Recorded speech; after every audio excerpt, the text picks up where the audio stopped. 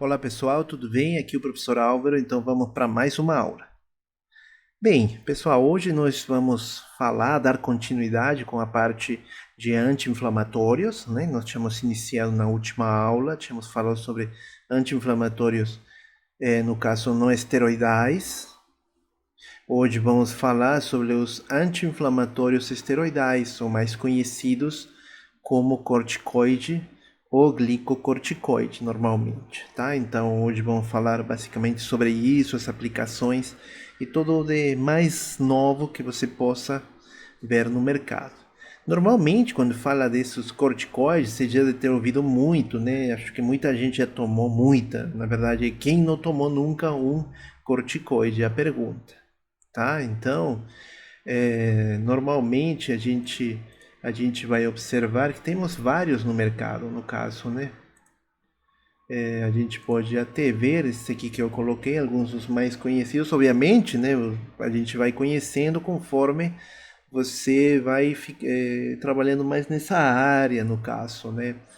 Temos o Aerolim, beclometasona, betametasona, muito conhecido, a dexametasona, no caso hoje muito utilizado por causa da pandemia, no caso do Covid-19, temos a metilprednisolona, prednisolona, a prednisona, triamcinolona, enfim. São alguns dos mais utilizados hoje em dia, no caso. Para iniciar essa aula, a gente vai falar um pouquinho sobre, no caso, a fisiologia do que origina, no caso, porque a gente fala, quando fala de corticoides, glicocorticoides, está falando que eles normalmente são produzidos pelo corpo, né? Então a gente vai falar através do que? Das glândulas suprarrenais, tá? Sabe aquela glândula suprarrenal que se estudou na anatomia e também na fisiologia, né? Que ele fica na parte superior do rim. Então vamos falar um pouquinho dela. Desde quando que a gente começa a falar dela? Desde 1563, no caso. Essa foi a primeira referência sobre as adrenais, no caso glândulas suprarrenais também. Se deu através do anatomista Bartolomeu Estáquio, no caso que ele descreveu a posição, a localização dessas glândulas que estavam sobre os rins, né? Que antigamente se falava que era gordura, mas depois se descobriu que ela é uma glândula sim. E olha aqui em 1563, viu pessoal?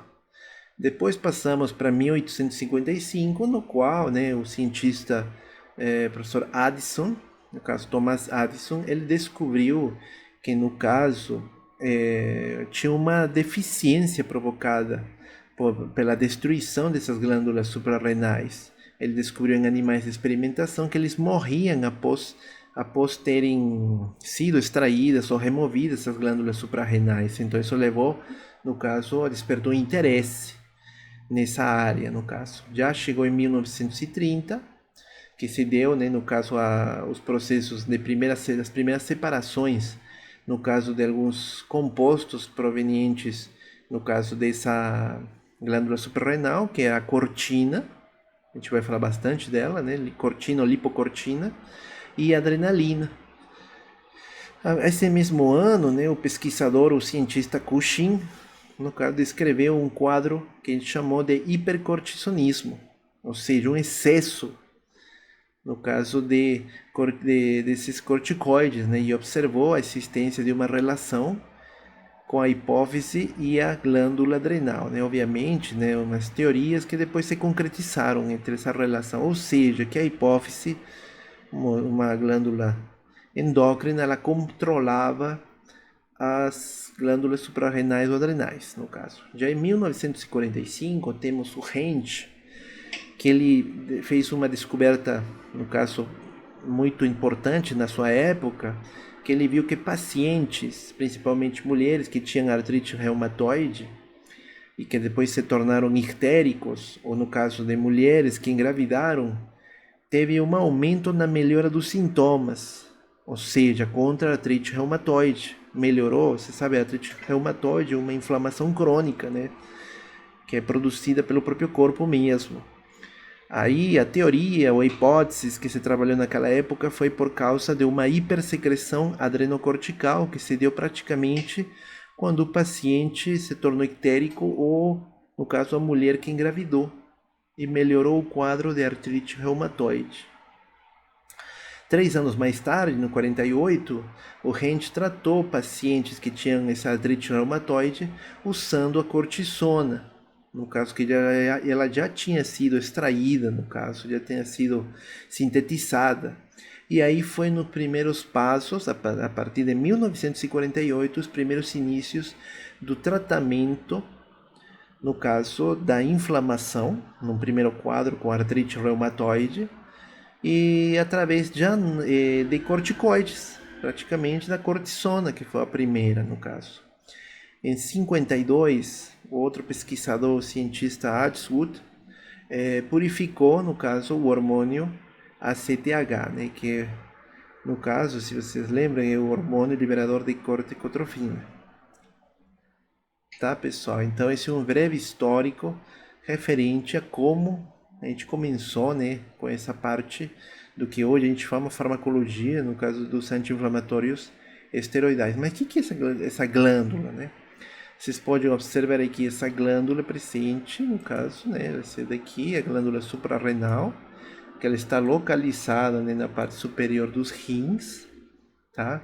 Ela vai ser dividida, no caso, em 3 zonas, na verdade, o córtex e a medula. Dentro, no caso, temos a zona glomerulosa, a zona fasciculata e a zona reticulares, tá?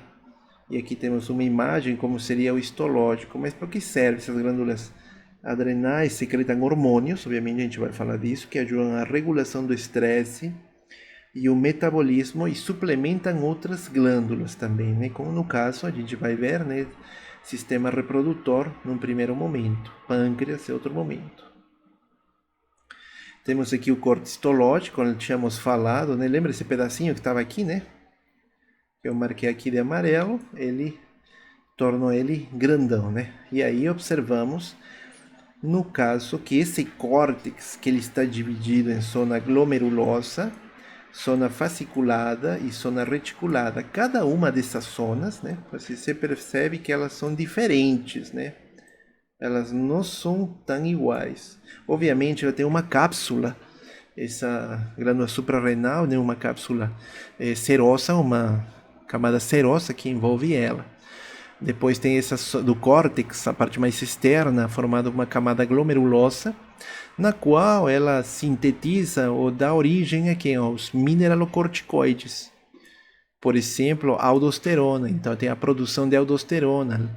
E a aldosterona está muito relacionada com o quê? Sistema renina-angiotensina-aldosterona, no caso, que é o mecanismo para manter a pressão arterial, no caso, né? Então você já vai sacando qual que é o papel, muitas vezes, dessa glândula suprarrenal. Depois temos o quê? Dentro do córtex ainda, né? A zona fasciculada, que está marcando aqui, já ela é encarregada da produção de glicocorticoides. Olha lá, isso que nos interessa, esse aqui, glicocorticoides. Principalmente quem? Cortisona, cortisol e corticosterona, no caso.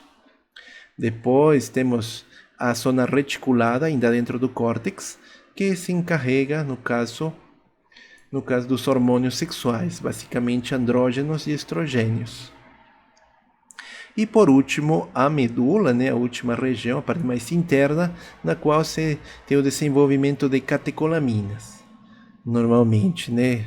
E aí temos o que? A adrenalina e a noradrenalina. De outra maneira mais fácil, né, que conforme as células que se encarregam disso, né, que é basicamente o desenho anterior que nós estávamos falando, né, através da cápsula suprarrenal, você tira essa estrutura, você observa o córtex. Dentro do córtex nós tínhamos falado que tem a zona glomerulosa, a zona fascicular e a zona reticular, né, no caso que elas produzem, no caso, aldosterona, cortisona, cortisol, corticosterona, androgênios e estrogênios, tá? E já na parte medular, ela é encarregada da produção de catecolaminas, como adrenalina, noradrenalina, também conhecido como epinefrina e norepinefrina. Que funções tem no caso, esses hormônios? Se a gente fala dos mineralocorticoides, Temos a aldosterona, né, regulação do balanço eletrolítico, né, entrada de sódio e potássio, né, no caso. Então, a gente está envolvido também com os mecanismos de regulação da pressão arterial. Se forem os glicocorticoides, o cortisol principalmente, está envolvido no metabolismo da glicose, das proteínas e das gorduras.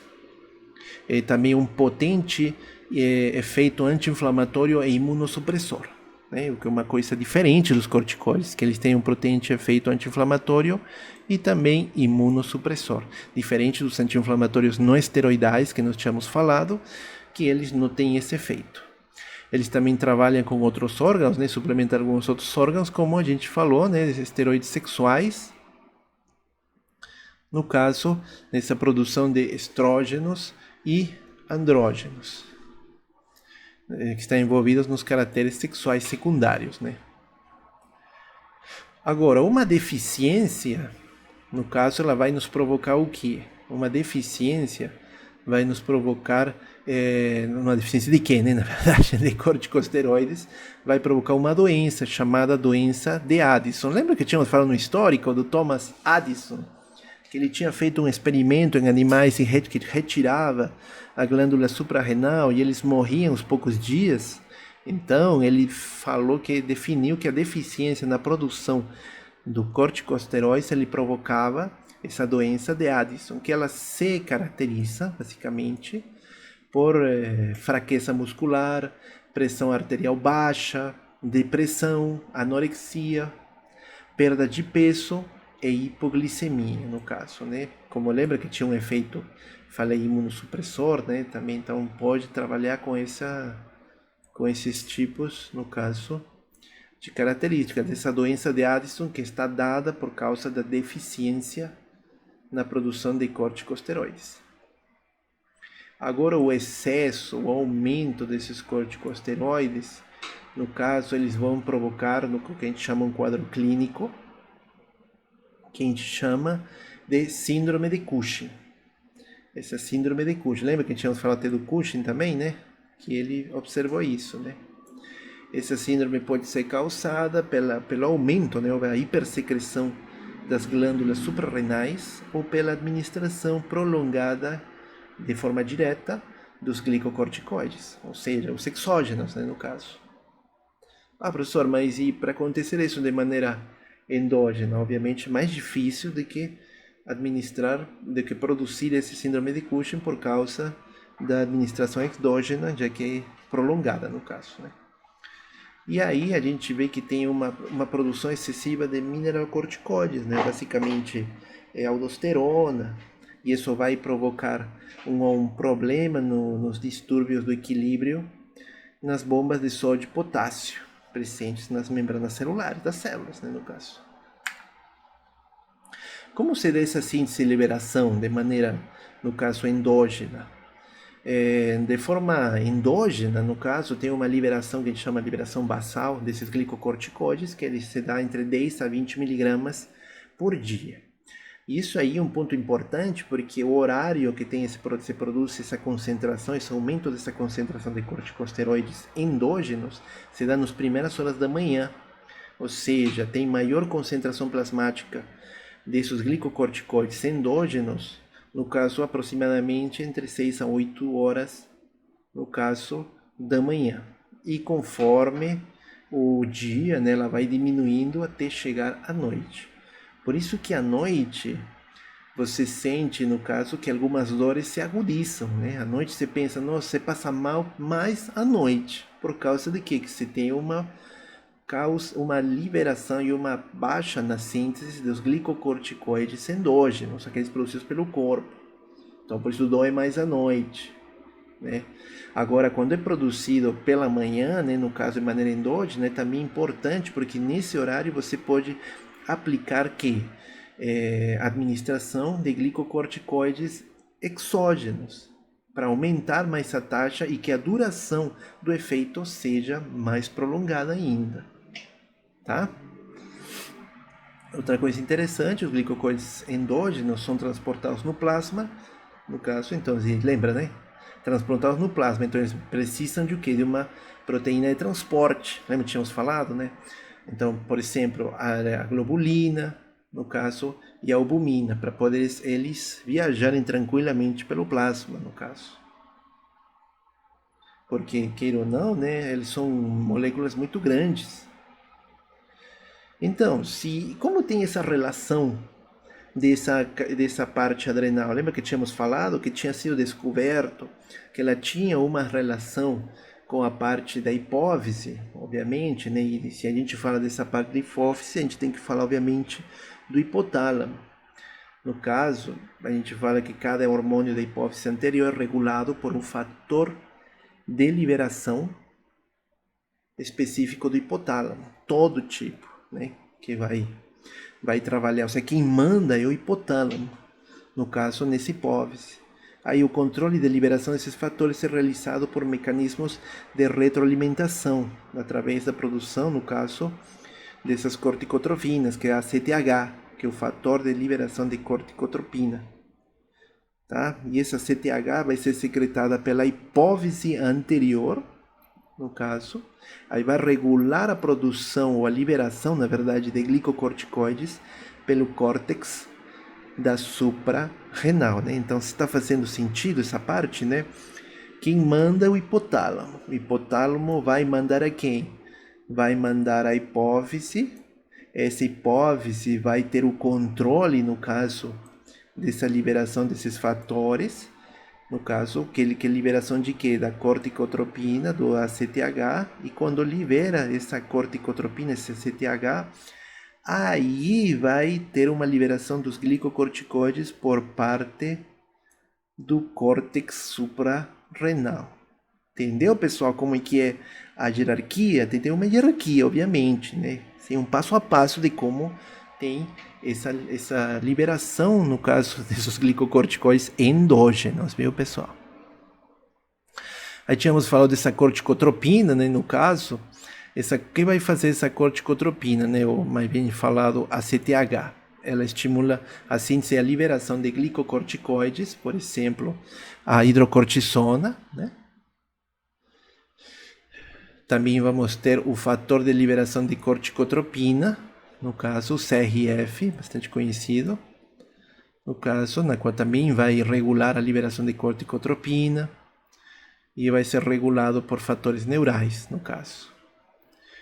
E também, no caso, a liberação de mineralocorticoides, como por exemplo a aldosterona, do córtex suprarrenal, no caso é controlado pelo sistema renina, angiotensina, aldosterona, né, no caso. Lembra, então, você tem que lembrar essa parte. Isso aqui tem a ver, né, lembra que tínhamos falado sobre pressão arterial sistêmica, né, no caso. Então, esse aqui é só uma repetição daquilo que a gente está falando, tá, pessoal? Quais são as principais ações dos glicocorticoides? Os glicocorticoides, eles vão ter vários tipos de ações metabólicas, reguladoras. Dentro dessas ações metabólicas, temos ação sobre o quê? Sobre biomoléculas. Então, sobre o quê? Carboidratos, sobre proteínas, sobre lipídios. Se a gente fala sobre os carboidratos, o que eles vão provocar? Uma diminuição na captação, no caso, e utilização da glicose e um aumento da gliconeogênese, ou seja, eles vão provocar uma hiperglicemia, tá? Só para você saber. Agora, isso sobre os carboidratos, eles vão provocar hiperglicemia. Se for sobre as proteínas, elas vão aumentar o catabolismo e diminuir o anabolismo, no caso, tá? Se a gente fala sobre os lipídios, no caso, eles têm um efeito permissivo sobre os hormônios lipolíticos e uma redistribuição da gordura.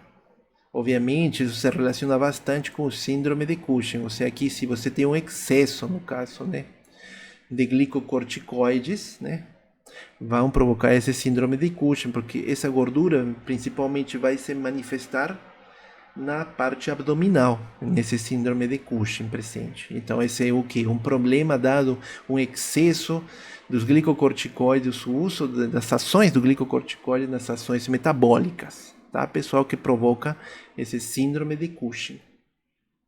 Já as ações reguladoras, elas vão trabalhar basicamente sobre aquilo que estávamos falando agora há pouco, sobre hipotálamo, hipófise anterior e sobre eventos vasculares, basicamente, sobre o vaso.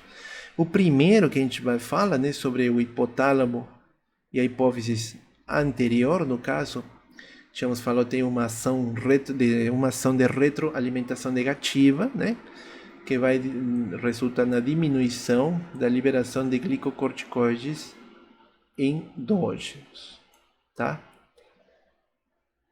E se for sobre os vasos, né, no caso vai provocar uma vasodilatação reduzida, ou seja, vai diminuir a vasodilatação, né? Vamos falar a verdade aqui. Diminuir a vasodilatação e, portanto, vai ter uma diminuição da exudação de líquidos. Quando a gente fala da exudação de líquidos, é da eliminação desses líquidos. Assim também ele pode trabalhar sobre eventos celulares. Já nos eventos celulares que ele vai trabalhar, né, obviamente, ele vai enfocar basicamente sobre as áreas de inflamação aguda.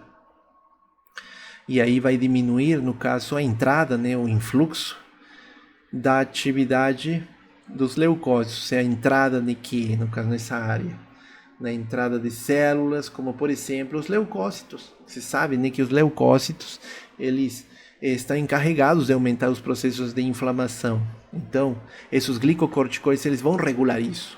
Que não tenha muito, para eles não terem uma inflamação crônica, né? E isso desenvolver uma inflamação crônica, que já ela é um estado pior, no caso dessa inflamação.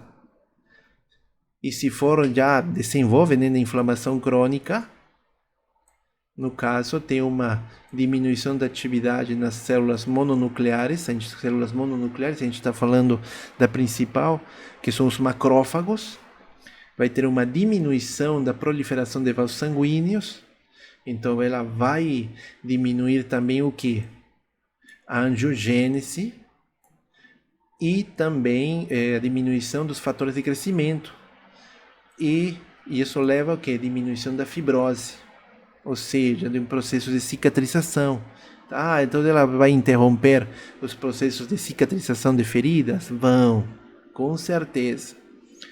Nas áreas linfóides, né, em tecidos linfóides, vai ter um aumento, uma diminuição da expansão das células T e B, né, no caso, os linfócitos T e B, e uma ação diminuída das células T secretoras de citocinas. Todo para quê? Se a célula T ela não se expande e ela não vai secretar citocinas, ou seja, aqueles que vão avisar que está acontecendo um processo inflamatório, né?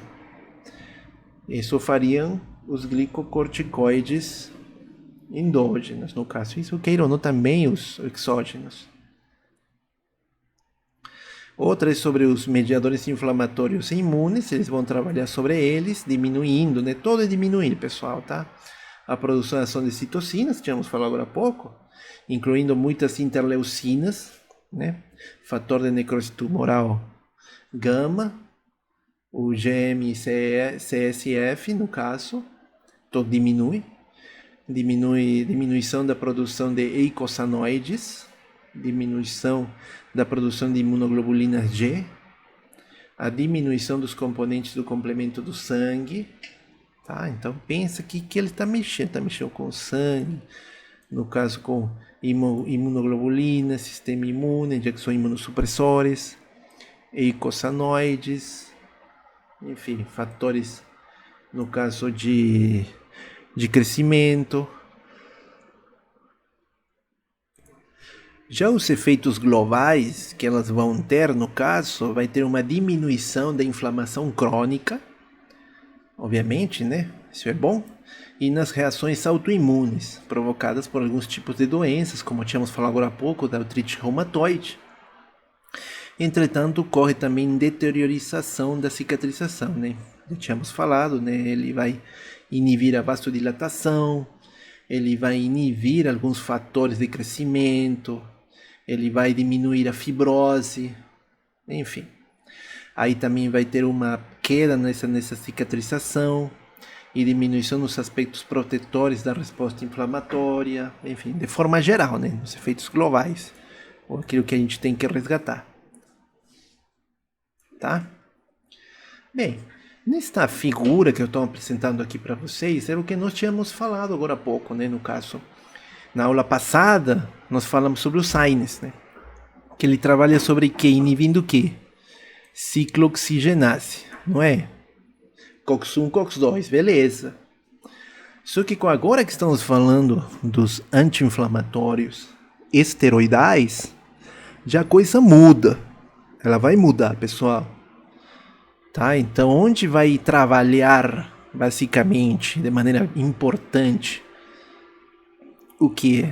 Os anti-inflamatórios esteroidais, os glicocorticoides. Primeiro, inibindo a fosfolipasa A2, né, para evitar a formação de ácido araquidônico, e também inibindo a lipoxigenase, no caso, tá?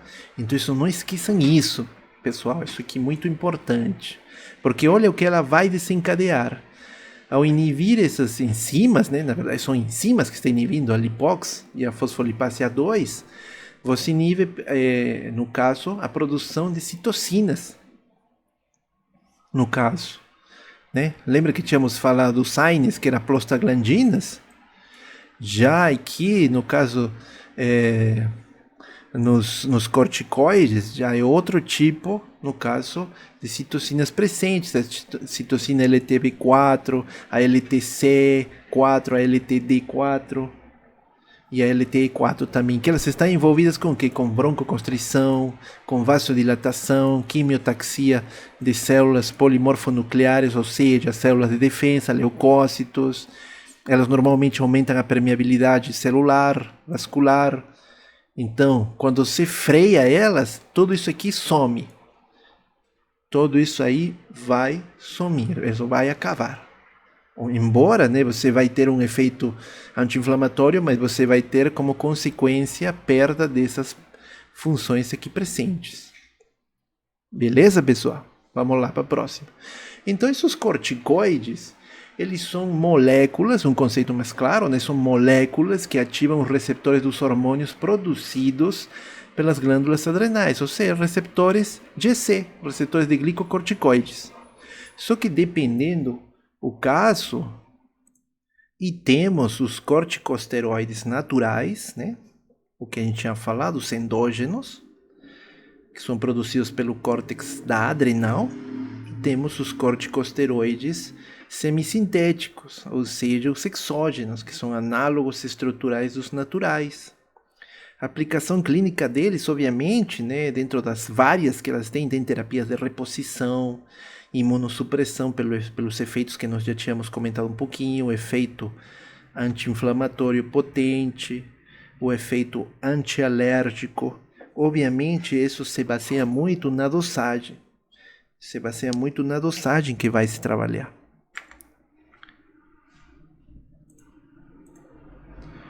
Os glicocorticoides endógenos produzidos pelo corpo, né, já sabemos, são derivados do córtex adrenal, né?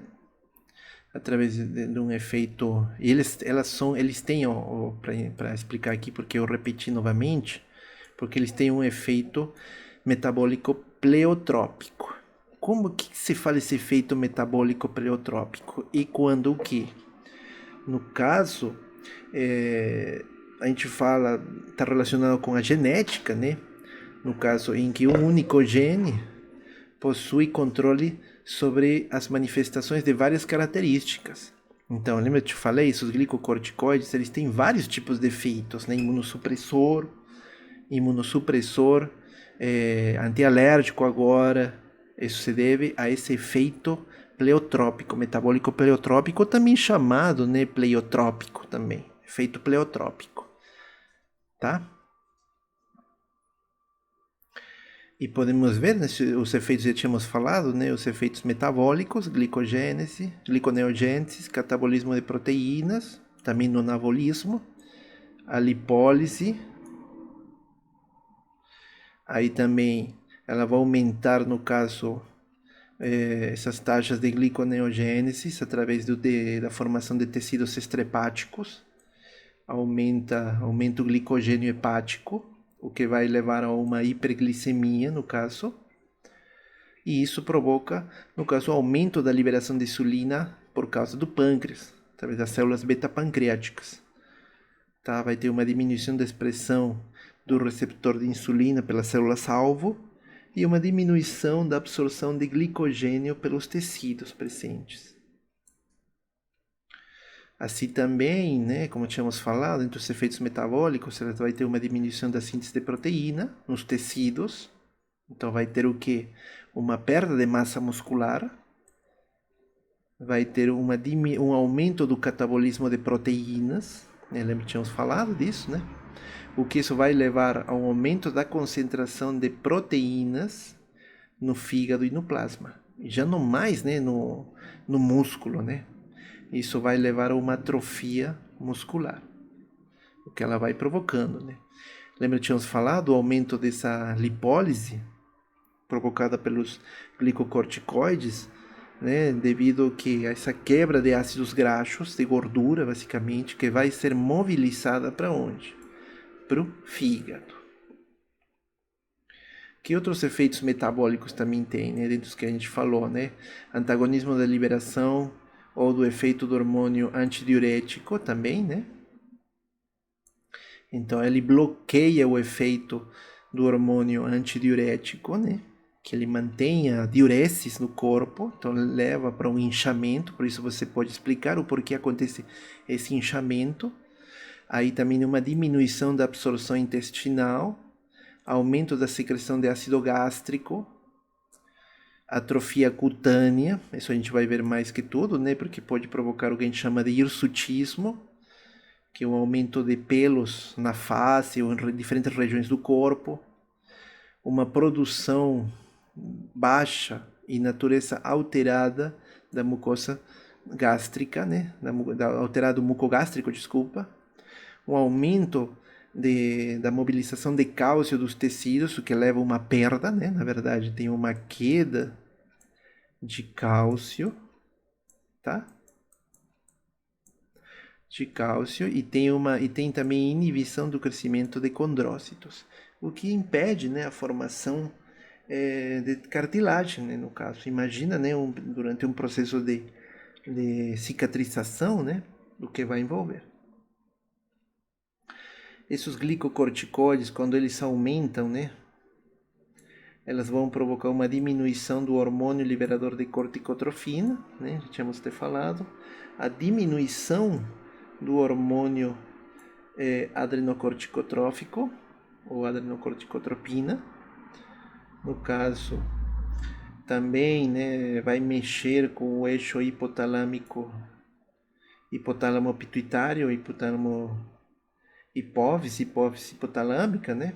Vai trabalhar com a prolactina, com aqui o hormônio luteinizante, com o hormônio folículo estimulante. Vai ter uma depressão do TSH, no caso, do hormônio tireoestimulante. Então vai ter algum problema na tireoide, vai influenciar as concentrações da tireoide. Dentro dos efeitos mineralocorticoides, né, que tínhamos falado da aldosterona, vai ter uma retenção de cálcio, a gente falou agora há pouco, cloro, água, aumento da excreção de potássio e hidrogênio pelos túbulos distais. Então, e isso no caso, em ligação com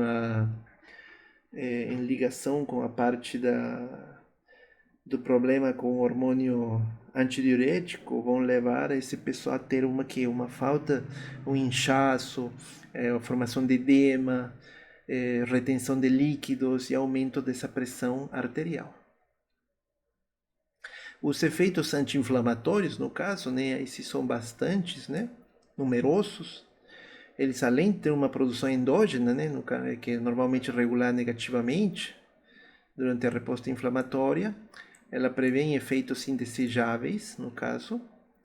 Elas são antagonistas aqui ao fluxo sanguíneo capilar e à vasodilatação. Então, eles se opõem ao que? À vasoproliferação. Eles se opõem a agregação plaquetária, ele se opõe à deposição de fibrina, para evitar a inflamação, né? Porque fibrina está envolvida no caso, com inflamação. A proliferação de fibroblastos e formação de colágeno, isso tem a ver com que? Com o problema da cicatrização.